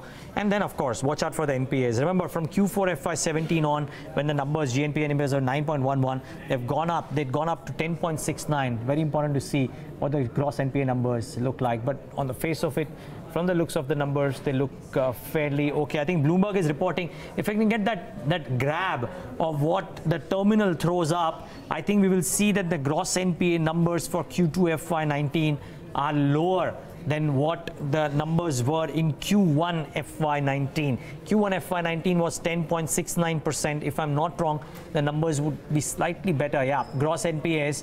Okay, it's not SSBI, it's SBI, but the gross NPAs are at 9.95%, and therefore, that's the number on your screen, 9.95% versus 10.69%. So the asset quality sequentially has improved, and that should only augur well for the stock price sentiment right now. 4.5% up after a strong move for most part of the trading day today.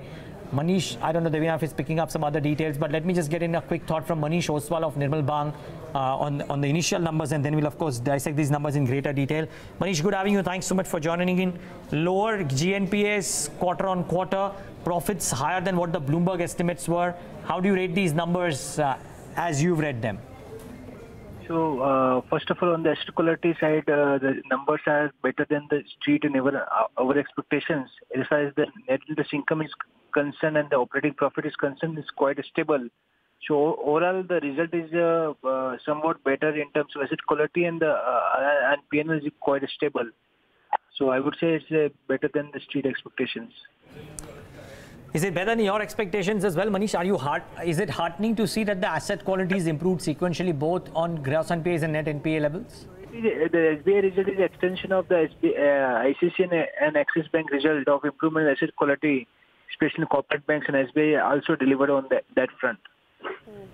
All right, provisions have also come off sequentially as well as on a year-on-year basis. We're at 10,184 crores for the provisions for non-performing assets versus 13,000 last quarter, and if you were to compare it on a year-on-year basis, that was a larger number of 23,000 odd crores. So looks like we are on the right track in terms of the asset quality management at their end. What's the sense now on the stock itself, Manish? So stock right now we hold with the target price of 340. Sorry, Manish, I missed that comment. Target price of 340. So we have hold on that with the target price of 340. But would you revise your numbers or revise your estimates after these set of numbers, or had you already baked them in? No. We post the management commentary. We will revise our numbers. One more number, and then we'll get in Dharmesh Kant's view here as well. But Manish, one more number. The NII has come in at 20905, so marginally lower than that 15% expectation. But I would say pretty much in line. 21355 was the expectation at 20905. That seems to be in line with estimates as well. So PFL, there is no complaint, and they said that the positive in terms of so there are two takeaways from the number. Okay. Okay, Manish, we'll leave it at that. Thanks much for joining in today and giving us that perspective. Really appreciate your time. Dharmesh Kant is with us. Sorry? Yeah, there's an exceptional number of 1,560 odd crore rupees as well this quarter, which wasn't there last quarter. But nonetheless, on a year-on-year basis, you did have the sale of the life insurance business, which caused that anomaly. So probably keeping that in mind as well. Well, Dharmesh, how do you read these numbers? The number looks prima facie good, and the underlying theme which has been through all the banking stocks being the asset quality improvement on a sequential basis, be it private sector banks or a public sector bank. So SBI is in line with that, and it's the largest bank in India. So around 69 plus 4 is around 74 basis point improvement in gross NPA is a remarkable achievement on the part of the bank, and it just illustrates that economy is really picking up. But having said that, my again concern would be continuity of the same performance in Q3 as well, given the fact that cost of funds is going up and NBFC are is again into a crisis zone. So what will entail post NBFC's exposures has to be seen. So I will take this number in a good spirit, but won't draw conclusions on the recovery or green shoots coming out on the asset quality front as of now. Right. From a segmental point of view, I think the retail banking operations have done relatively well. They've clocked in closer to 4,898 crores versus 1,831 crores on a quarter-on-quarter basis versus 6,729 on a year-on-year basis. So they're a little off on a YOY basis, but definitely an improvement in the retail banking operations. The management there getting ready to address the media. We will rather cut in a few moments from now to run through the internals of the SBI numbers. But optically, markets have given a thumbs up to these numbers. On the bottom line as well as the top line, provisioning numbers have come down. You have your gross NPA as well as the net NPA numbers also looking very encouraging. So probably right trajectory there in terms of the asset quality. An initial knee-jerk reaction to those numbers, but then you add on to those exceptional gains of 1,500 crores, odd crores, 1,560 crores, and you adjust accordingly for the same. You've seen the stock price take a U-turn from then, probably now just about flattish on the stock price. Yeah, I think management commentary would be very, very important. Whether the sustainability of the asset quality improvement happens or not, I think Dharmesh put that very well. So that's something to be monitored. The nature of the exceptional item too, let's just monitor that as well. And more importantly, how does the outlook ahead look like? Let's cut across. First of all, let me wish a very happy and prosperous Diwali to you and all our stakeholders. Today is auspicious day of Dhanteras, and I am happy to announce results of State Bank of India. Bank has returned to profit after 3 quarters of losses. Net profit for the quarter is at 945 crore, though it is modest, but I can assure you there is no looking back. This number is going to be bigger and bigger hereafter. And what you have to also take into consideration that even this time we have to provide mark-to-market provision of 1700 crore and the gratuity provision which we are making every quarter 900 crore. So this was the third quarter, 2 quarters this year, 1 quarter last year, and 1 more quarter, December, this 900 crore we have to make, and then the gratuity provisions will all be completed. So when we are analyzing the net profit performance, we must keep into consideration these two facts. The second favorite issue, of course, always of the media is the NPA. And as it is visible, we have released the numbers. There is an all-round improvement on NPA front. And I can say that we have now complete control on this demon of NPA. GNPA is now below 10, 9.95%. Net NPA at 4.86%. Slippage ratio is now approximately 2%, and the cumulative credit cost looks at 2.27. But if I look at the credit cost during the quarter, then it is 1.99%, and both the slippages as well as credit cost is in line with the guidelines issued by the bank for financial year 2019. Another question which was always being asked, that when will State Bank of India return to credit growth?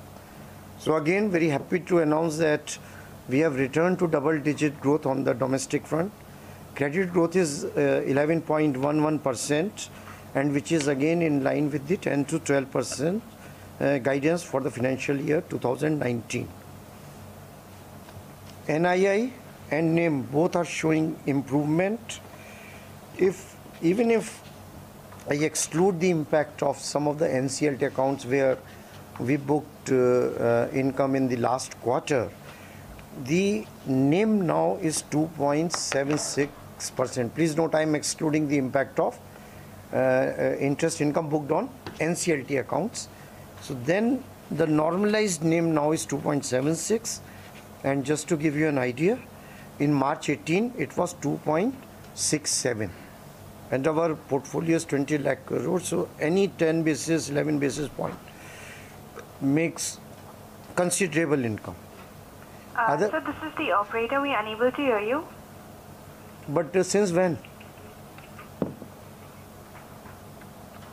So we are not able to hear you. What? I've been talking now. Ladies and gentlemen, we are not able to hear the management.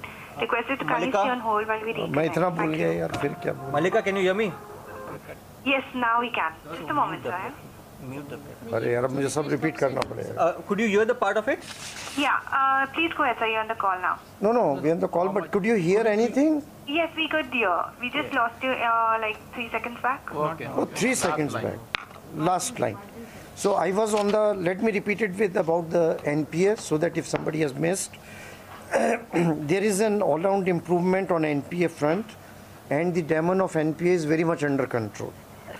The GNPA is 9.95%, net NPA 4.86%, slippage ratio is around 2%, credit cost cumulative it looks 2.27%, but during the quarter it is 1.99%, and that is precisely the guidelines which bank had given, that both our slippages and credit cost will be in the range of 2%. Credit growth, there were always concerns, but again, very happy to announce that the domestic credit growth is at 11.11%. What is happening today?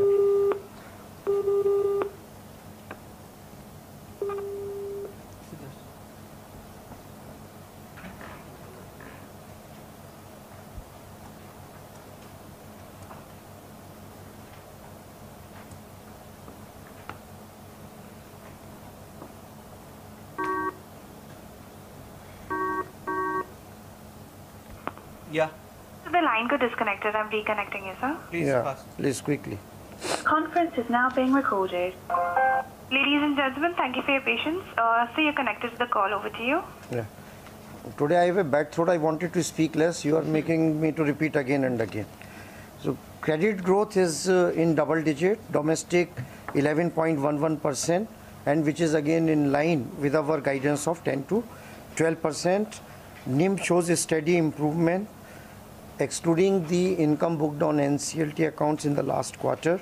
The NIM is 2.76 as compared to 2.67 in March 18. Other income is steady, excepting because of the pressure on the treasury income, because the yields have gone up. Again, overheads are very much under control. The only thing is the NS provision on account of two things. Gratuity, I explained that 900 crore every quarter we are making, and one more quarter we have to make that provision of 900 crore, and after that we would be done with it. And the salary revision we are providing at 10%. Doing extremely well on digital front. All our digital initiatives, they are yielding good results. YONO has been very successful. Every day we are opening and adding new customers ranging from 20 to 25,000. The personal loans, pre-approved personal loan, we have already disbursed 500 crore. The number of transactions is continuously growing. Given our position in terms of that LCR is in excess of 140%, CD ratio is hovering around 66 to 67%. The capital, we are well capitalized. So the current market situation, I consider State Bank of India to be the best place to seize on this opportunity, and we will continue to seize on this opportunity and maintain the growth momentum. We have done good price discovery as far as our businesses are concerned. SBI General, we did a small parcel sale, and the valuation came out to be 12,000 crore, which is best in the industry. And we have formed a joint venture with Hitachi, where the merchant acquisition business, we have got a valuation of 6,000 crore, and they will be taking up 26% market share. So these are my opening comments, and then whatever questions you have. One by one. One by one. One by one.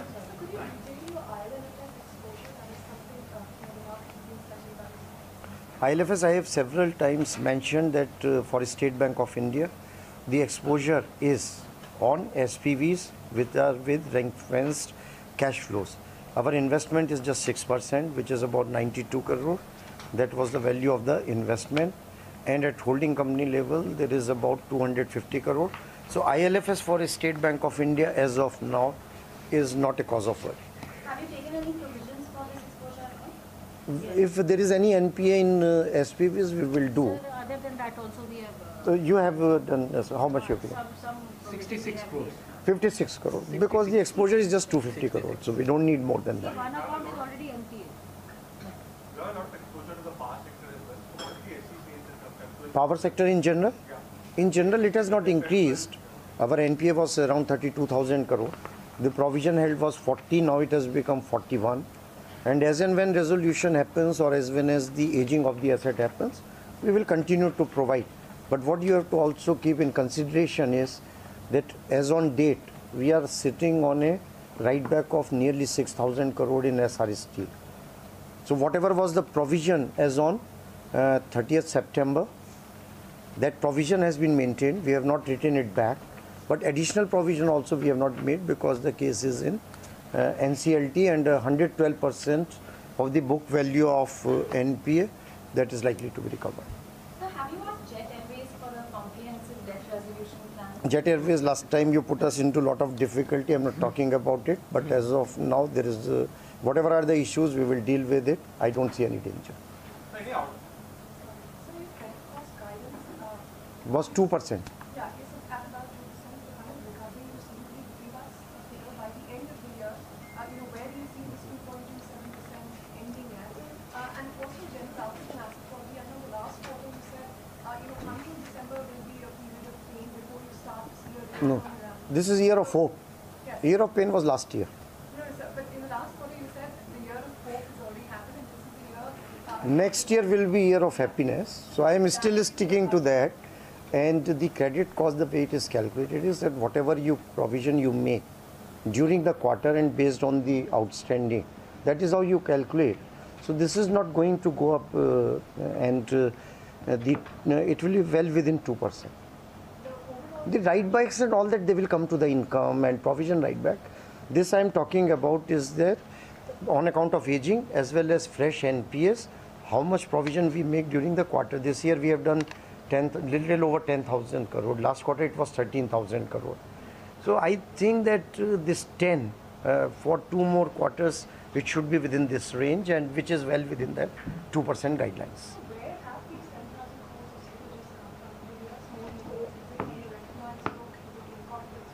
No, the provisioning happens on account of the aging. Talking about slippages. Oh, slippage. Slippage, yeah, Praveen. I tell you, see, slippages have come more from the retail actually this time. Okay, there is very little slippages from the corporate book. From the retail, the SME segment, as we have it in the bank's book, actually, the slippages were 3,834. Agri was 2,700. Retail is 982.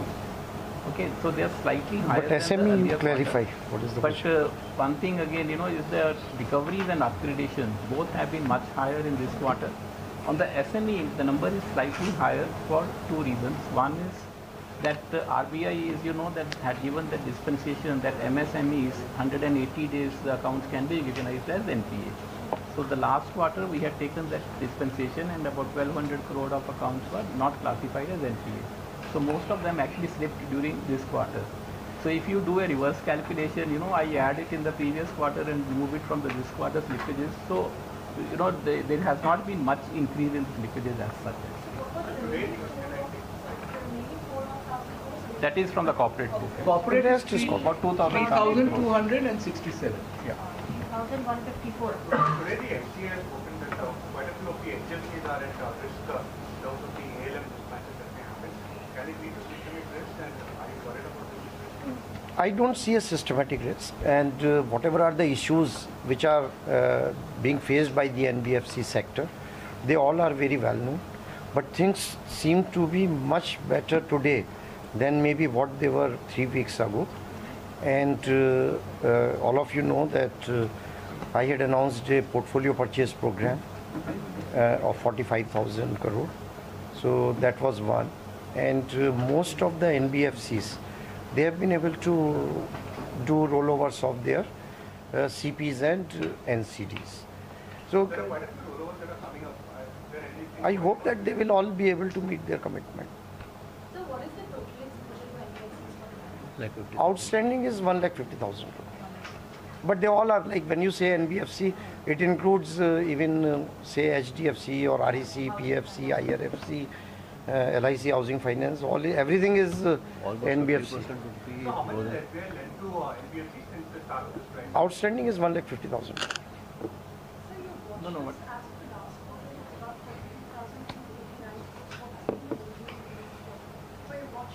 Anshula. Yeah, so watch list. This time there's a corporate slippage is 3,189. That is the exact figure. So the slippage from the watch list is 2,392. So most of it has come from the watch list, around 797. This is 1 or 2 accounts which were... which for a bank of this size will always happen. So majority has come and 20,359. So these 1 or 2 accounts that account for 797, any particular sector, any... Yeah, it's basically EPC. Engineering. What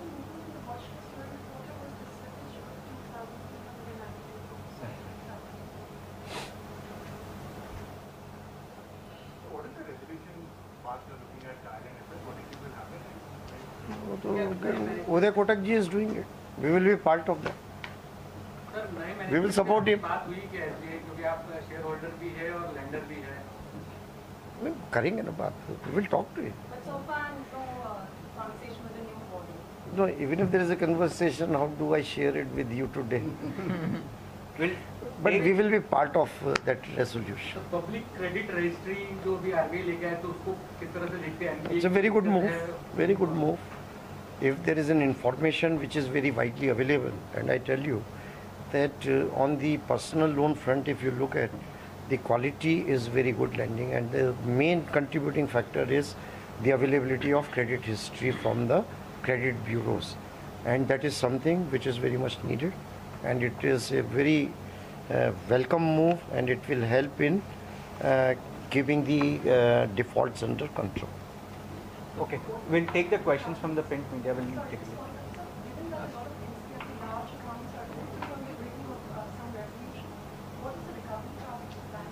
As I said that as far as NCLT 1 is concerned, so we are sitting on a potential recovery or write back of 6,000 crore. Rest is all we are fully provided for. So as and when it happens, neither it does not impact my P&L, it just impacts my balance sheet where the NPA comes down. And the one big case which we are all aware, as and when I get the NCLT order and get the money, we will write back 6,000 crore. Malika will take the questions from the print media. Sure, sir.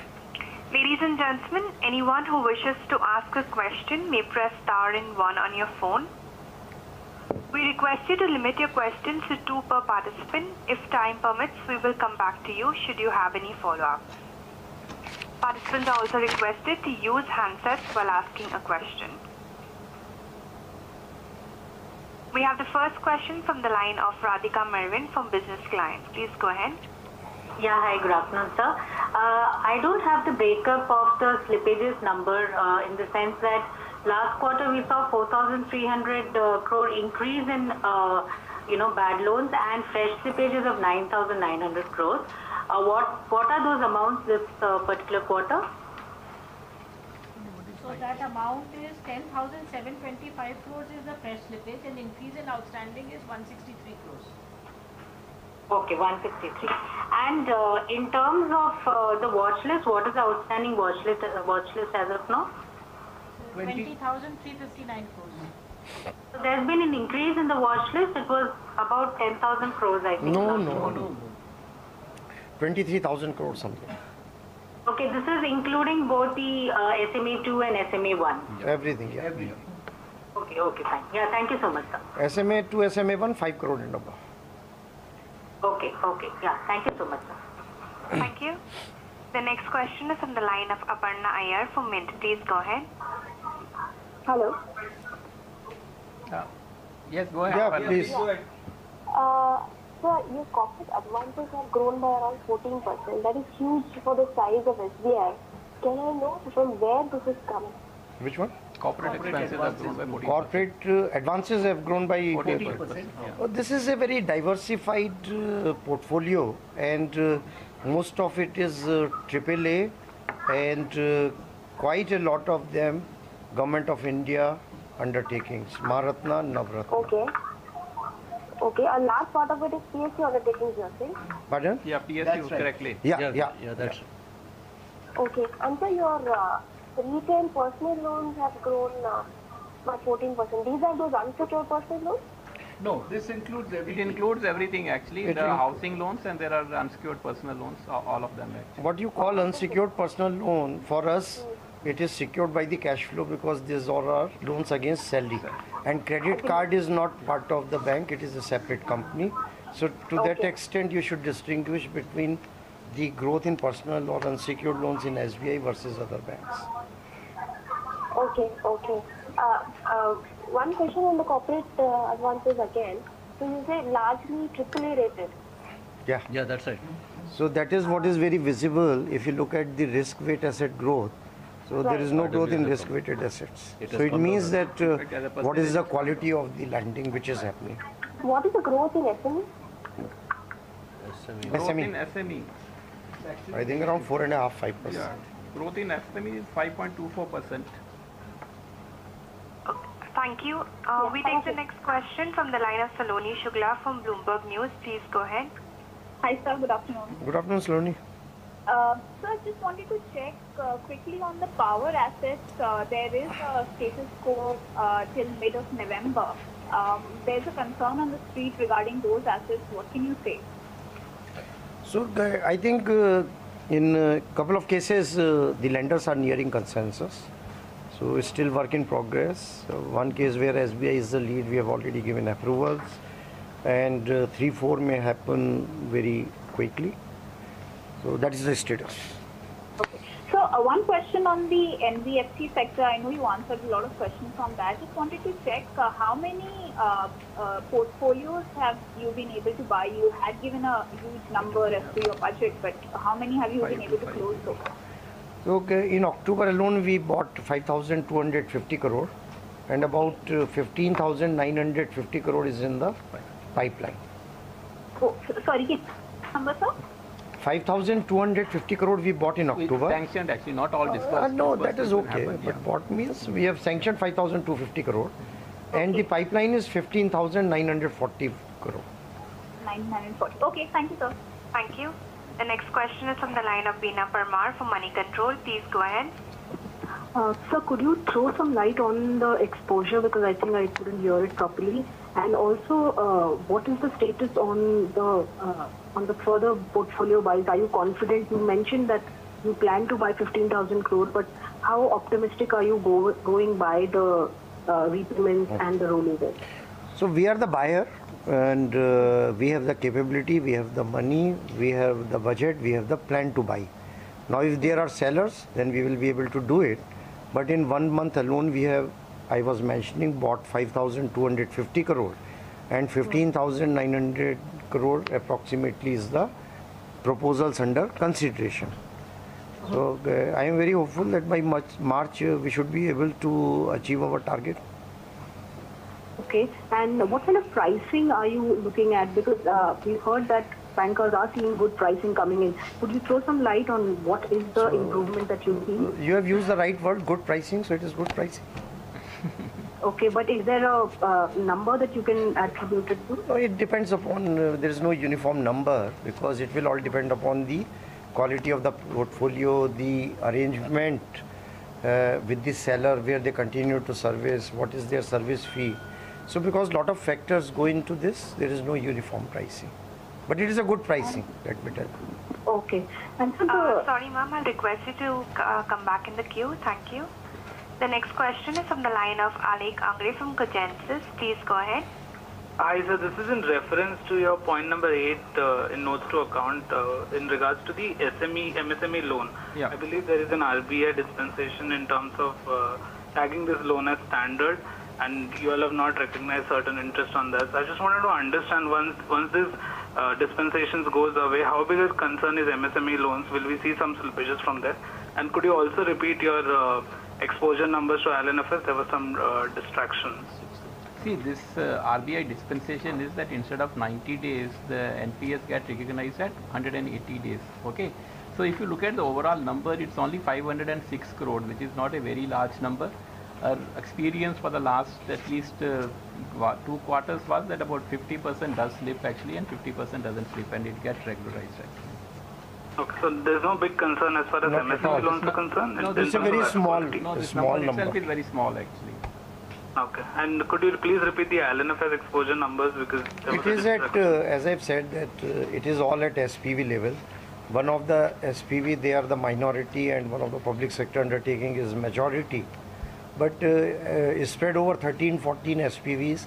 Our exposure is around 4,000 crore. So total to INFS group? Group, you add another 250 crore. And if you want to add my equity exposure, add another 90 crore. Okay, so 4,000 is to the SPVs, 250 is to the holding company. Yeah. Okay, thank you, sir. Thank you. The next question is from the line of Manojit Saha from The Hindu. Please go ahead. Good afternoon, sir. I wanted to understand what kind of recovery you expect from the NCLT cases by the end of the current financial year. So I am too much dependent on judicial process. So making a guess is always hazardous. Something we were expecting in June, then we were expecting the same thing in September, now expecting in December. But at least NCLT 1, the list should be completely tackled. And as I said, that we have aligned the provisions with the estimated recovery. Sir, even in the NCLT list too, actually 3 accounts are already resolved. Okay.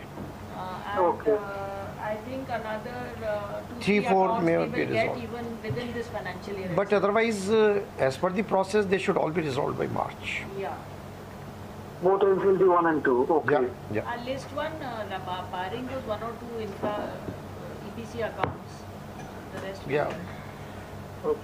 Also, sir, I missed the point on the credit growth part. Can you please repeat and also throw some light on margins? How do you see them going ahead?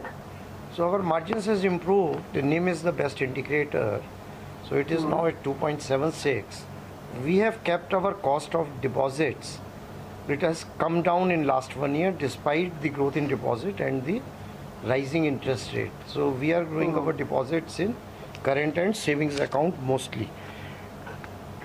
And the spreads over MCLR, that also bank is very, very selective in giving any concessions.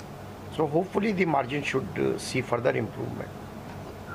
Also, this is a part of credit growth, sir. You said something, I missed it. Domestic credit growth is 11.11%, and the expectation or the guidance which we gave was 10 to 12%. So we are very much on course to achieve that target. Nice. Okay. Thank you, sir. Thank you, sir. Thank you. The next question is from the line of Abhirup Roy from Reuters. Please go ahead. Good afternoon, sir. Thank you so much. I have two questions. The first one is on any update on Iran sanctions. Have you stopped processing payments or have you received any waiver from the government? If you could give us an update on that. So we are an international bank. We are based in USA, and for a bank which is present in USA, we will act strictly in accordance with the sanctions. All right, so you have already stopped then processing payments, I mean, given the sanctions kicking. You don't have to ask so many specific questions. We will comply with the sanctions. I see. All right. The second one is on PCA, sir.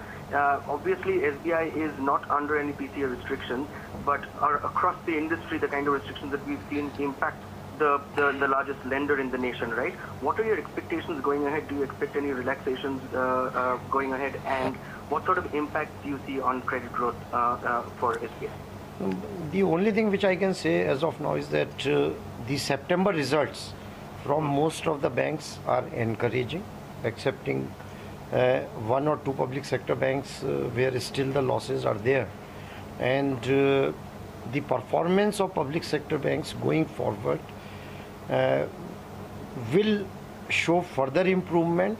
It's only a difference of 1, 2 or maybe at best 3 quarters where those banks which really had some difficulty, they also do the catching up. I see. Thank you so much. Thank you. Next question is from the line of Ajanti Chakravarti from New Indian Express. Please go ahead. Hello. Part of my question has already been taken up on the NBFC portfolio purchase. I also wanted to ask an additional thing about this credit enhancement. How comfortable would you be in giving credit enhancement facilities for NBFC papers? So we will be, wherever we are able to give the loan, we should be able to give the partial credit enhancement. There is some issue around that, how much capital we have to keep aside, and once we have some clarification on that, then we should be able to underwrite. And as I said, that the due diligence is same when we do or give any loan, then in all such cases we should be able to do credit enhancement. Also, you have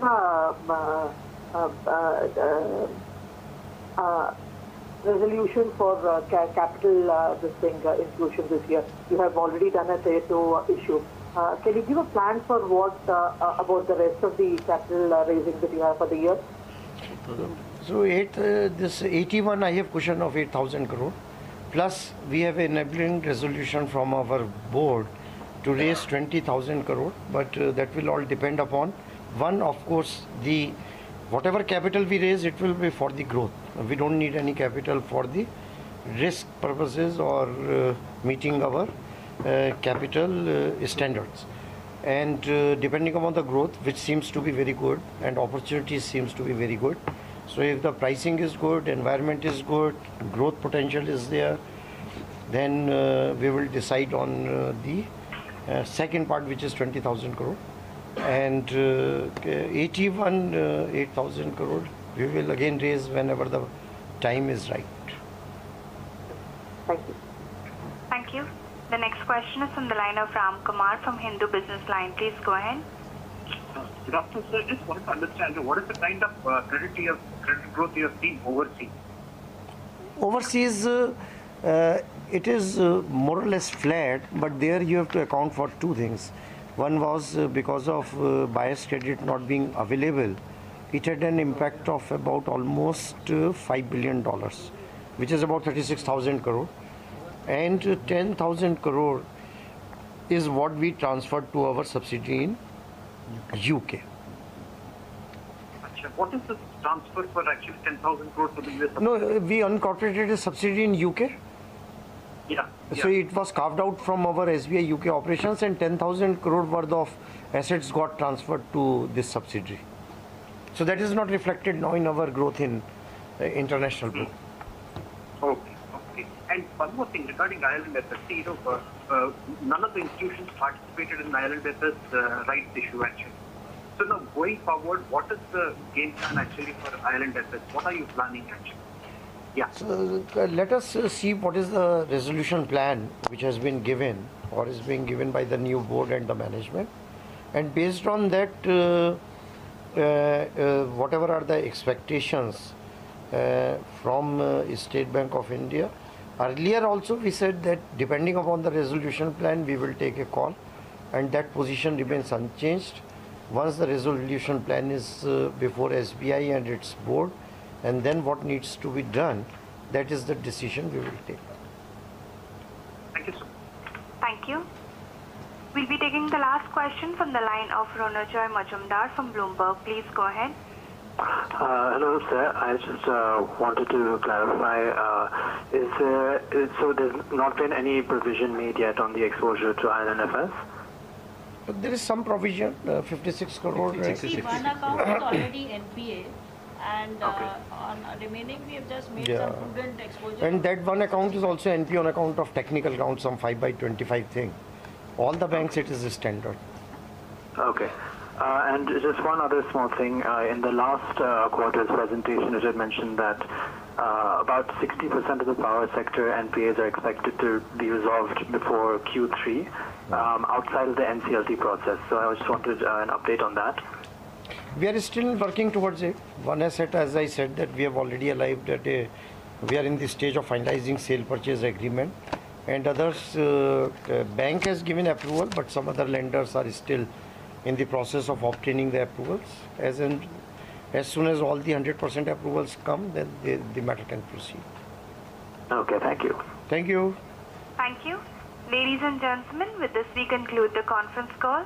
Thank you for joining us.